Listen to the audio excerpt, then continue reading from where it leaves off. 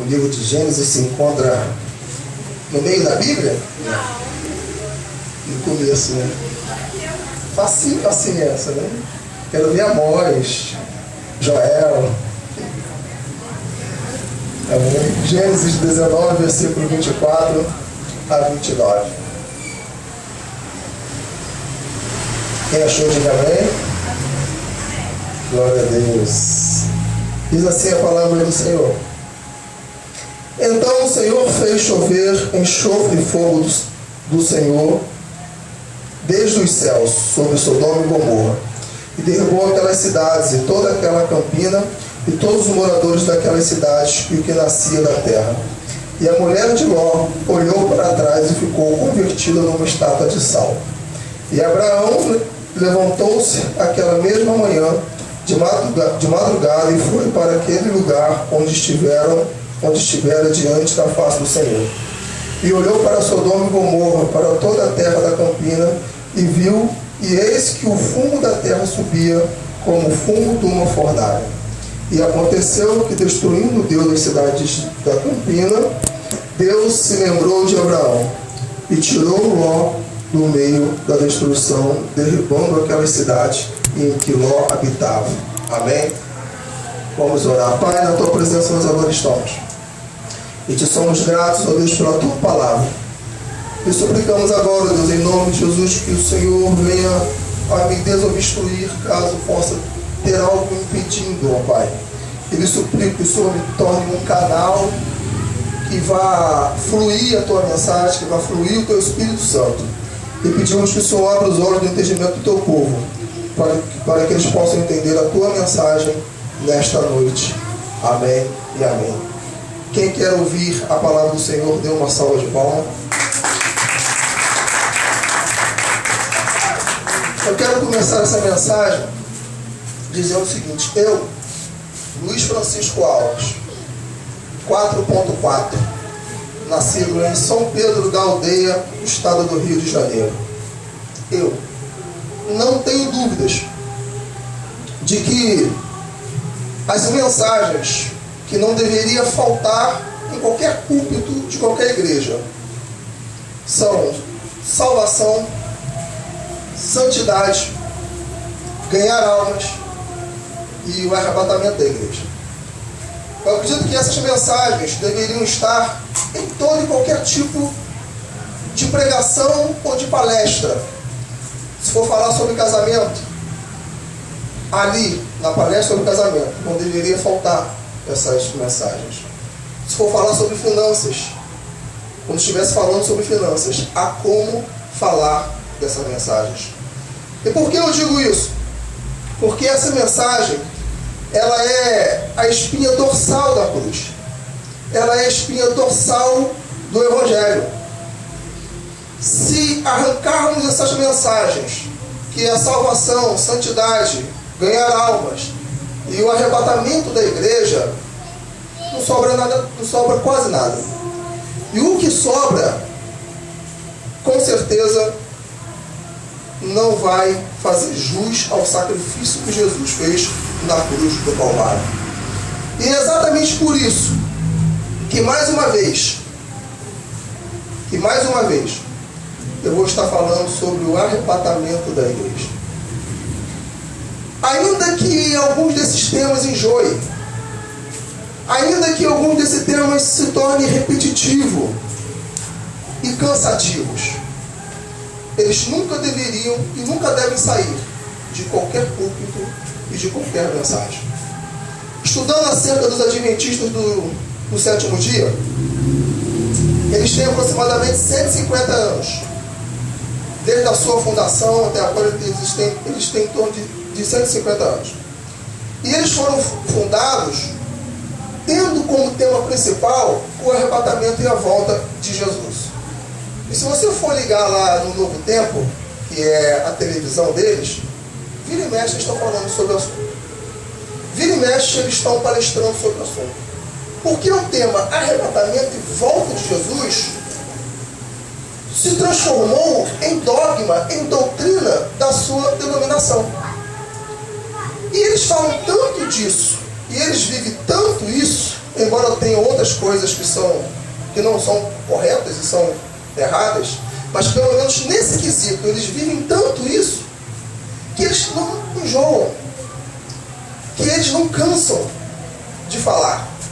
É por isso que o apóstolo Paulo é por isso que Jesus Cristo disse: a boca fala do que o coração está cheio.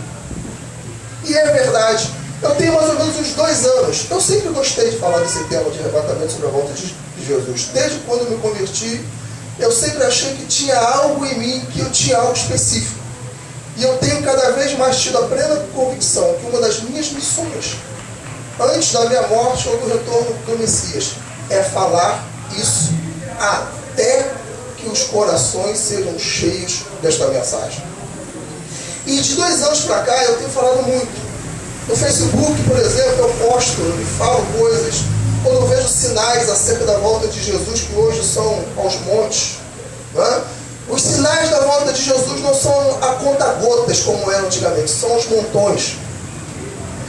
E quanto mais eu falo, mais apaixonado eu fico. Quanto mais eu falo, mais desejo eu tenho de falar acerca disso.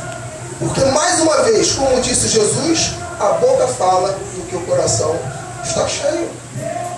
Se o teu coração está cheio de amor pela tua esposa, você não vai cansar de falar para ela: eu te amo, meu. E vice-versa. Se a tua boca está cheia, você tem um sonho de conquistar uma casa, de ter uma casa própria, você vai querer falar disso e orar acerca disso o tempo todo, porque você está cheio disso, seu coração está impregnado com isso. Então, enquanto isso não se materializa, enquanto esse sonho não se realiza, você não sossega. Da mesma forma, enquanto a igreja não for arrebatada, eu não vou sossegar, eu não vou me cansar de falar acerca desse tema. Eu quero dizer uma coisa bastante interessante, meu querido. Tem muita gente que acha que o tema arrebatamento ele é só falado no Novo Testamento. Porque Jesus morreu, nasceu, morreu e ressuscitou no Novo Testamento. E através das cartas paulinas, principalmente de Tessalonicenses, mais especificamente de 2 Tessalonicenses 5, se fala acerca do arrebatamento. Não o termo arrebatamento, mas todo o contexto que ali está, dar-nos a entender de que é o arrebatamento. Em Apocalipse, por exemplo, né, diz que ele vem como ladrão. E alguns podem estar perguntando: mas o que é arrebatamento? Arrebatamento, para o que você não sabe, é o casamento da noiva com o Cordeiro Jesus Cristo. Arrebatamento, se você não sabe, é talvez o maior evento de todos os tempos, de todas as eras, que vai chegar o momento em que a sua noiva, a noiva de Jesus, que é a igreja, vai se vestir de linho fino, finíssimo, que são as justiças dos santos, e vão ao encontro do noivo nos ares. Ninguém, a humanidade não vai ver isso. Os perdidos não verão isso. Só nós, a igreja que for arrebatada, verá isso e se encontrará com ele no céu. E a partir desse instante, desse grande momento, desse grande evento, a Bíblia diz que vão acontecer 7 anos de grande tribulação, que eu e você não estaremos aqui para sentir, amém? Glória a Deus. Porque a tribulação para nós não mais vai existir. Toda dor de cabeça que você tem, como eu tenho, todo problema que você tem, quer nas finanças, quer no casamento, quer com o filho, quer com a filha, com o pai ou com a mãe, no dia do arrebatamento tudo isso vai ficar para trás. E a Bíblia diz que o próprio Jesus, lá quando estivermos nas bodas, quando estivermos no casamento, o próprio Yeshua vai enxugar dos nossos rostos toda lágrima. E eu sonho com isso, porque a Bíblia diz que olhos não viram, nem ouvidos ouviram, nem penetrou no coração humano o que Deus tem preparado para nós. E esse dia vai chegar quando vier o arrebatamento, quando vier as bodas do Cordeiro.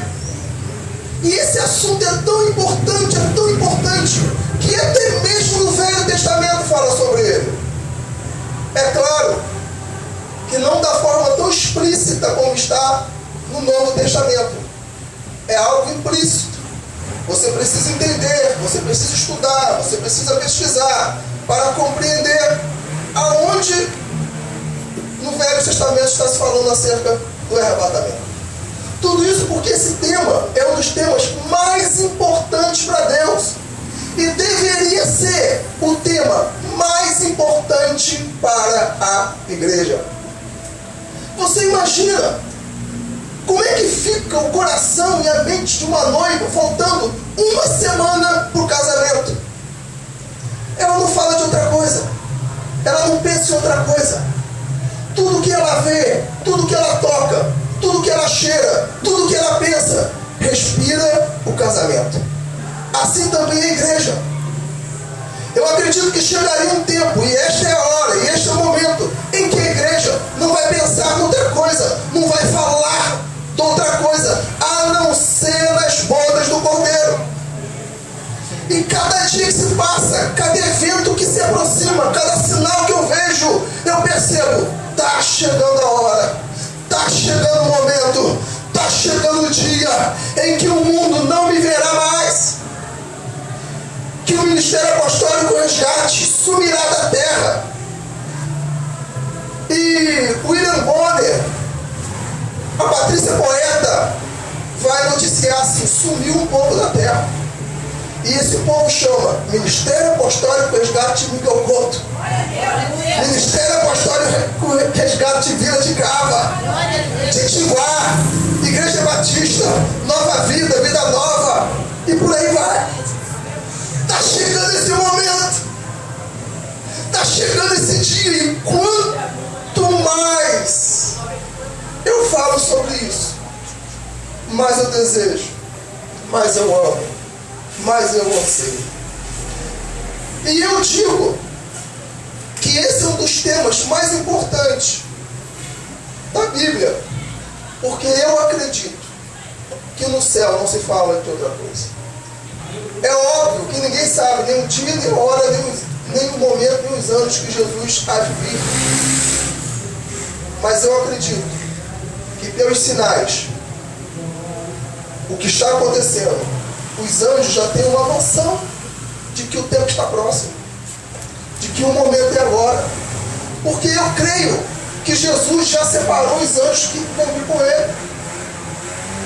Eu acredito que Jesus falou o seguinte: olha, anjos, está perto o momento de eu buscar a minha noiva. Vocês serão os meus agentes, porque a Bíblia diz que Jesus vai pegar os seus anjos e vai juntar o seu povo de uma extremidade à outra para levar ao encontro do Messias. Então, para mim, os anjos já estão sabendo. E Jesus falou assim: olha, o meu Pai já disse que está perto. O momento é esse. Aquelas festas ali, olha, que foi preparada exclusivamente para o meu casamento, já está pronta. A mesa que a Bíblia diz que nós iremos cear e que o próprio Messias vai nos servir, já está preparada. E eu já posso ver isso com os olhos espirituais. Eu já posso enxergar a igreja sentando em cada mesa, com as suas coroas de glória em cada mesa, pelos feitos que eles fizeram na terra. E o próprio Jesus pegando aquelas coroas e colocando na minha cabeça e na sua cabeça. Eu acredito e eu creio. Eu acredito que os anjos não falam de outra coisa no céu. Não há outro assunto a não ser esse. E no Novo Testamento existem indícios de que Jesus já deixou isso. No Velho Testamento também, implícito de que esse tempo iria acontecer. Existem 3 situações pelo qual nós acreditamos que profeticamente, já no Velho Testamento, Jesus falava acerca do arrebatamento. Quem se lembra de Enoque? A Bíblia diz que Enoque foi o 7º depois de Adão. E Enoque gerou Matusalém. E depois que gerou Matusalém, a Bíblia diz que Enoque andou com Deus. E quando você lê essa expressão andar com Deus, você percebe e entende que Enoque andou de tal maneira, numa santidade tão extrema e tão profunda com Deus, Deus olhou isso e falou o seguinte: vou usar esse camarada para simbolizar profeticamente o arrebatamento. E o que a Bíblia diz? Enoque foi tomado por Deus sem ter morrido. Enoque não morreu, porque Enoque simbolizava a forma santa como a noiva de Cristo teria que andar. E por ela estar santa na presença de Deus, assim como nós, a igreja, seremos arrebatados sem experimentar a morte, Enoque profeticamente fez isso. O sétimo da linhagem de Adão, e ele foi arrebatado. Não muito tempo depois, encontramos o segundo sinal profético do arrebatamento, que foi Elias. Eu fico pensando, todas as vezes que eu lia um homem que foi um exemplo na Bíblia e que inspirou tanta gente, eu olhava para mim mesmo e falava assim: Deus, eu gostaria de chegar à unha do dedo do pé mindinho deste homem. E Elias foi um desses. A Bíblia diz que Elias também andou com Deus, fez sinais, prodígios e maravilhas de formas tão tremendas e tão profundas, que num belo dia Deus olhou para Elias e falou o seguinte: este homem será o segundo sinal profético do arrebatamento da igreja. Num belo dia, ele chegou para o servo dele, Eliseu, se eu não me engano, e falou assim: vou ser tomado hoje. E Eliseu, guloso, porque sabia que era homem de Deus, e sabia que sobre Elias tinha uma unção tremenda, falou o seguinte: opa, ele vai ser tomado hoje. Mas antes disso, eu queria porção dobrada do Espírito dele, da unção que há sobre ele. E a Bíblia diz que naquele momento Elias pediu isso.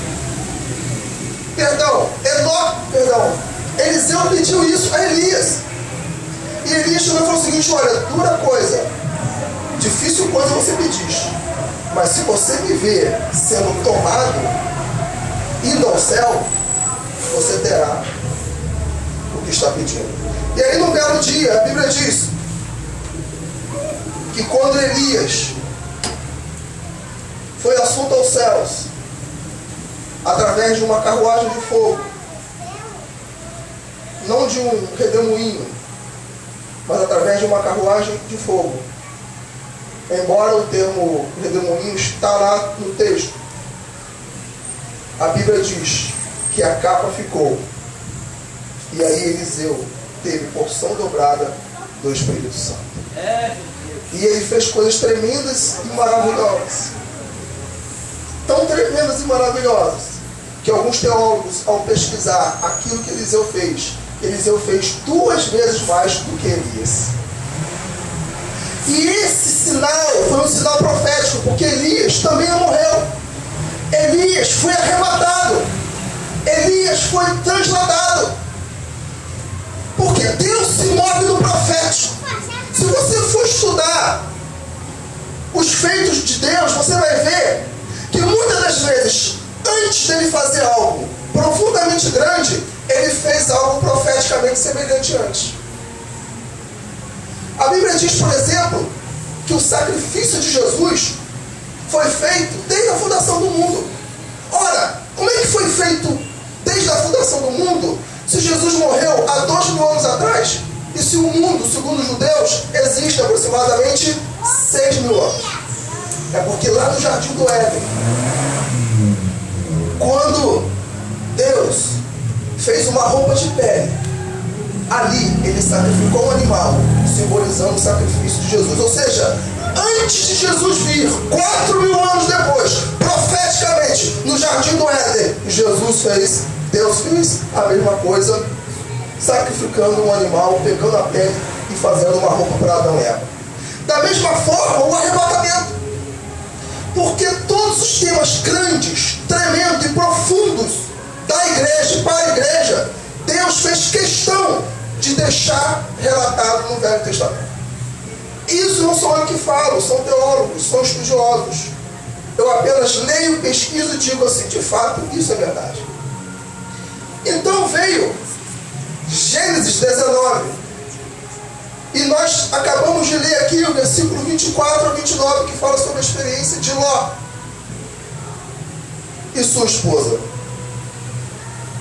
E esse exemplo de Ló e sua esposa provavelmente é o mais forte do Velho Testamento. Sabe por quê? Porque os outros dois exemplos simbolizavam o arrebatamento apenas da igreja prudente, da igreja sábia. Mas aí, nesse terceiro exemplo, Deus acrescenta algo novo. E acrescenta a esposa de Ló. A esposa de Ló também faz parte desse evento grandioso e maravilhoso que um dia eu e você iremos fazer parte, que é o arrebatamento. Porque Ló e sua esposa estão representando o capítulo 25 de Mateus, que fala sobre as 10 virgens. Provavelmente muitos aqui já leram Mateus 25. E com certeza nenhum de vocês querem fazer parte das 5 virgens loucas e insensatas. E esse exemplo de Ló e sua esposa é um dos exemplos mais tremendos, porque ali está simbolizado profeticamente duas igrejas. A igreja que simboliza Ló e a igreja que simboliza a esposa de Ló. Fala assim para o teu irmão assim, olha, eu quero ser a igreja que simboliza Ló. Agora fala mais alto ainda a outra. Eu não quero ser a igreja que simboliza a esposa de Ló. Eu não quero ser a igreja que simboliza a esposa de Ló. Quando a gente lê o relato da fuga de Ló e sua família, não há dúvidas, meus queridos, de que o que mais nos impressiona nessa narrativa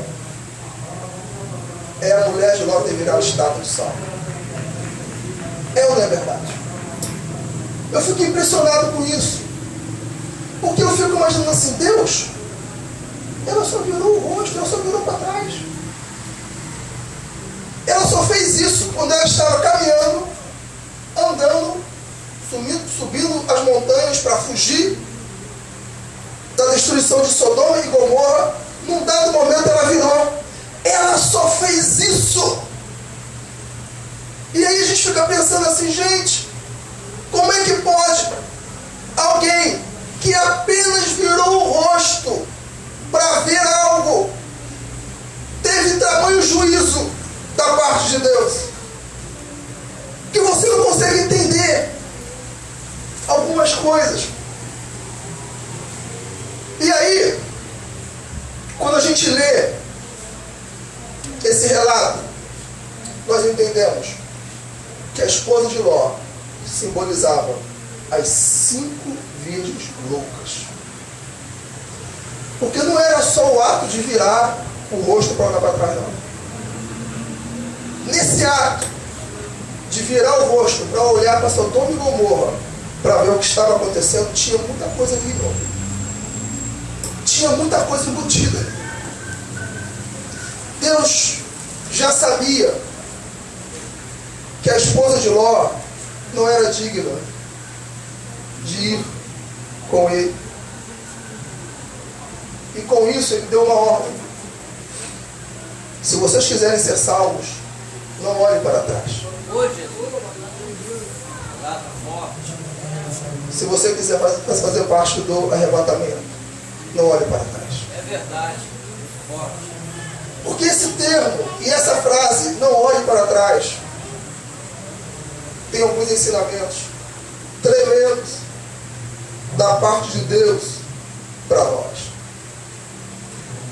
Quem olha para trás está dizendo para Deus que não concorda com ele. Quando a mulher de Ló olhou para trás, era a mesma coisa que Deus falou assim, Deus, eu não concordo com essa destruição. Eu não concordo com aquilo que você faz. Não me interessa. Eu não quero saber. Vou olhar para trás porque eu não concordo com você. Da mesma forma, acontece com muitos que hoje estão na igreja, adorando o Messias, sentindo a presença dele, arrepio desde o alto da cabeça até a planta do pé, virando cambalhota, jurando amor ao Altíssimo aos 4 cantos da terra.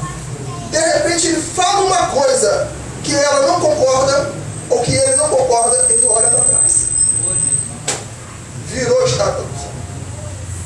No momento que olhou para trás, virou estátua de sal. Uma outra coisa que essa cena nos ensina, e que eu fico muito chocado por ela,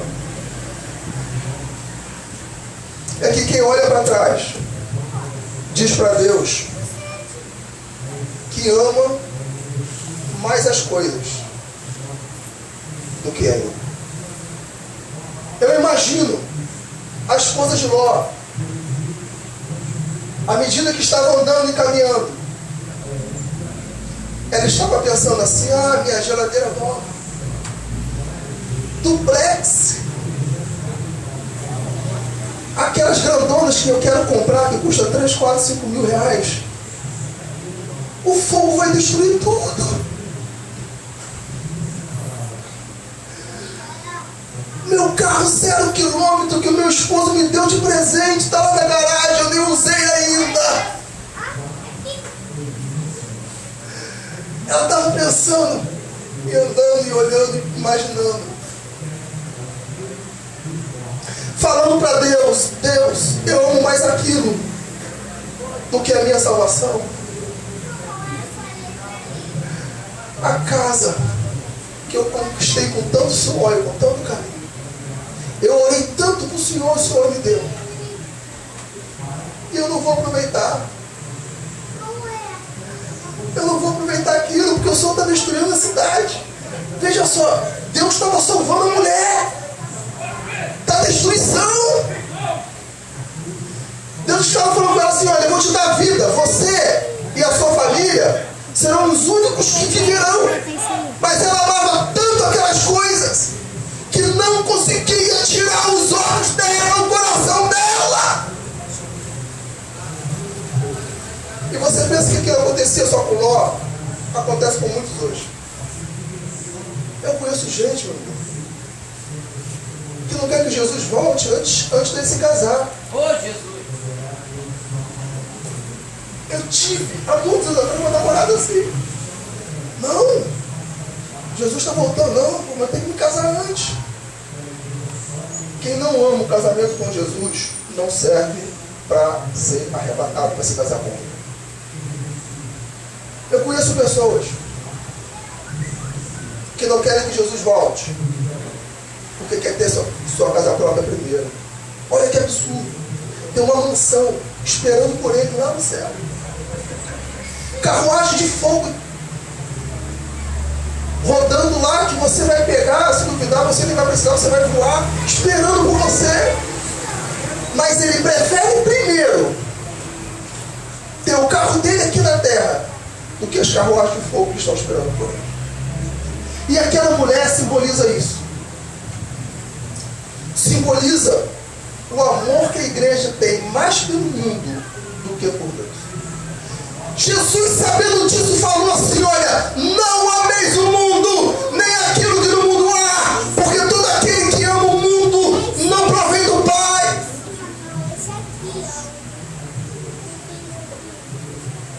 E aquela mulher simbolizava isso.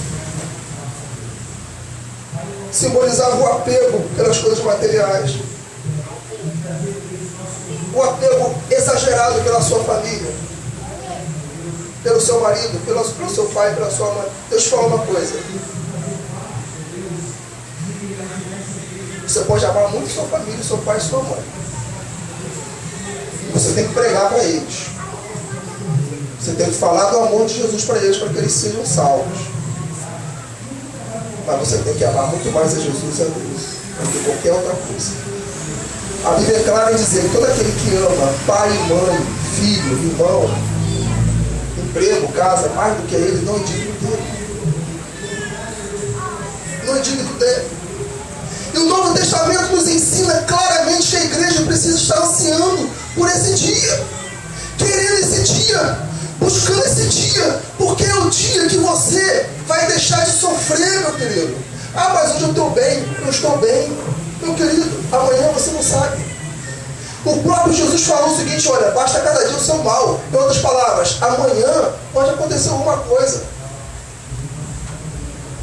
Porque todos os dias o diabo arma laços para a gente. A gente só não cai, na maioria das vezes, porque Deus é misericordioso. Mas pode ter um dia que você vai dar brecha e pum, já era. Acabou, foi embora. E a mulher de Ló simbolizava aquela igreja. As 5 loucas que amou demais esse mundo, que desejou demais esse mundo. Eu conquistei um emprego que muita gente quer. Eu ganho 2 vezes mais do que eu ganhava dos 2 empregos que eu tinha. Eu vou começar a ganhar agora. Mas eu falei para Deus: Deus, se o Senhor me arrebatar agora, sem eu receber um tostão, Pai, eu quero isso.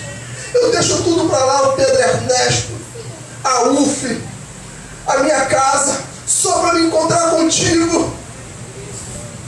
Só para te ter perto de mim como o único suficiente Salvador, como aquele que vai enxugar os meus olhos toda lágrima, porque dinheiro nenhum paga o que Deus fez por mim, por você na cruz do Calvário.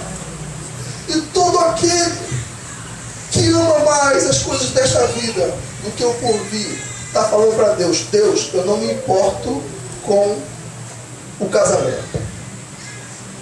Eu quero ficar aqui. Eu prefiro ficar aqui. E sabe o que vai acontecer? Você vai ficar. Porque a boca fala, porque o coração está cheio. E chegou o momento da igreja se despertar para essa realidade.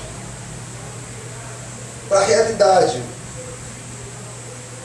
de que ela está andando por um caminho muito triste, que Deus está gemendo por ela. Deus está chorando por ela.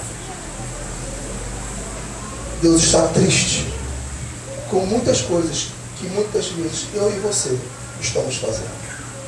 Estou tentando consertar muitas coisas, porque tem 2 anos que eu mudei o meu discurso. Tem 2 anos que eu estou pedindo perdão a Deus. Eu estou subindo um monte e estou pedindo perdão a Deus. Há um tempo atrás eu falei que ia chegar a hora que eu ia contar isso. Esse é o momento de eu contar isso. Há um tempo atrás eu fiz igual Neemias. Eu me vesti de saco. Coloquei todos os meus pecados da minha família e da igreja atrás, fui para o monte, orei e chorei por ela. Eu orei e chorei por ela. Porque o rumo que a igreja está tomando, que uma parte da igreja está tomando, não se parece com o que Ló fez. Ló subiu sem olhar para trás. E a Bíblia diz que Sodoma e Gomorra só foi destruída porque Ló clamava dia e noite por causa da perversidade daquela cidade. A perversidade daquela cidade fazia Ló se encher de tristeza. Não de ódio, mas de tristeza. Por ver tanta coisa errada, tanta coisa imunda, tanta coisa suja. E hoje tem crente que não consegue ficar triste quando vê uma novela que faz apologia ao homossexualismo desde o começo até o fim. Assiste aquilo e come aquilo como se fosse a coisa mais gostosa do mundo.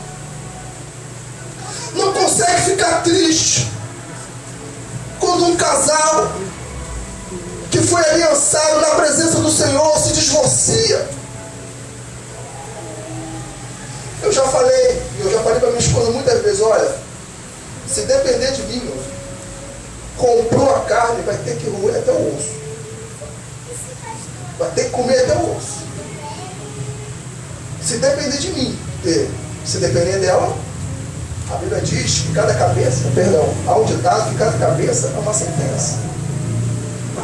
Mas no que depender de mim, eu aturo os problemas que ela tem, as dificuldades que ela tem, e ela também atura as minhas até a volta de Jesus e até o dia do arrebatamento. Porque eu entendo que eu quero fazer parte daquela noiva que se parece com Ló. Porque Ló subiu sem olhar para trás. Ló não queria saber o que estava deixando para trás. Ele podia ter carro 0 quilômetro, ele podia ter casa própria, ele podia ter um emprego maravilhoso.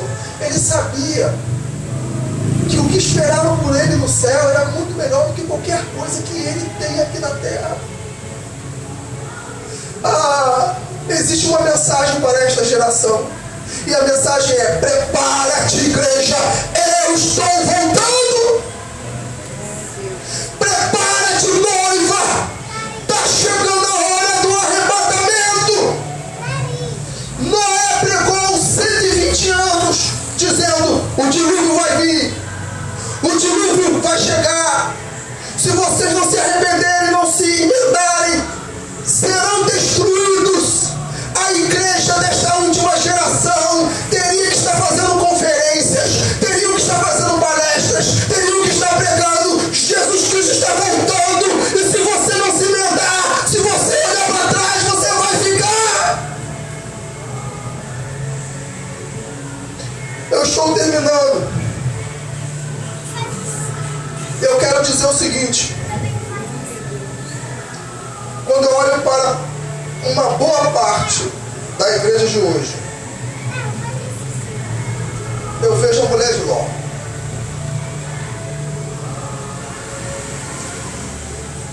Quando eu olho para uma boa parte da igreja de hoje,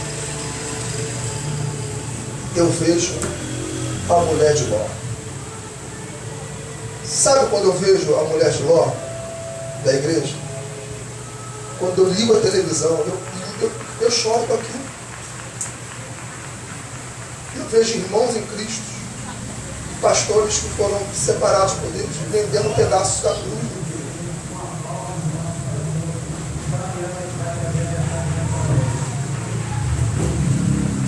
Vendendo meia por R$150. Estão vendendo pedaços da cruz. Jesus falou: de graça dai, e de graça, porque de graça recebeis.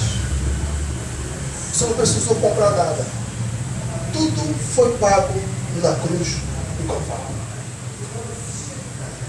Eu vejo uma parte da igreja como a mulher de Ló, quando eu vejo que eles não estão nem aí para o arrebatamento. Porque a mulher de Ló, quando olhou para trás, ela estava falando para Deus assim: eu não estou nem aí para o arrebatamento. Eu não quero nem saber se o noivo vai vir me buscar. Por isso que ela olhou para trás. Uma coisa que eu fico triste nesses últimos dias é que a igreja está falando de tanta coisa. Coisas boas. Eu falei com Deus há quase 2 anos atrás, quando eu fiz um jejum de 12 horas, todos os dias subi o monte. Eu falei assim: Deus, alguma coisa o Senhor vai ter que me revelar. Tudo aquilo que eu estiver crendo que foi errado, tira. Não importa quem está ensinando. Pode ser o pastor, o apóstolo, a pastora mais bambambam do século. Se tiver errado, eu mostro. E Deus o mostrou. Aos poucos, Ele foi tirando as escamas dos olhos. E as escamas foram caindo. E eu fui vendo como eu estava diante de Deus. O pessoal já está chegando. Glória a Deus. Dê uma salva de palmas ao Senhor.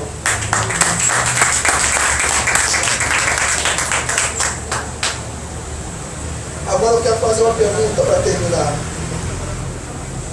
Você quer se parecer com quem? Com Ló ou com a esposa de Ló? Se essa mensagem tocou no teu coração, se arrependa, porque está chegando a hora de você sair dessa terra. Só vai sair quem estiver alinhadinho com Deus. Vamos ficar em pé? O pessoal já chegou.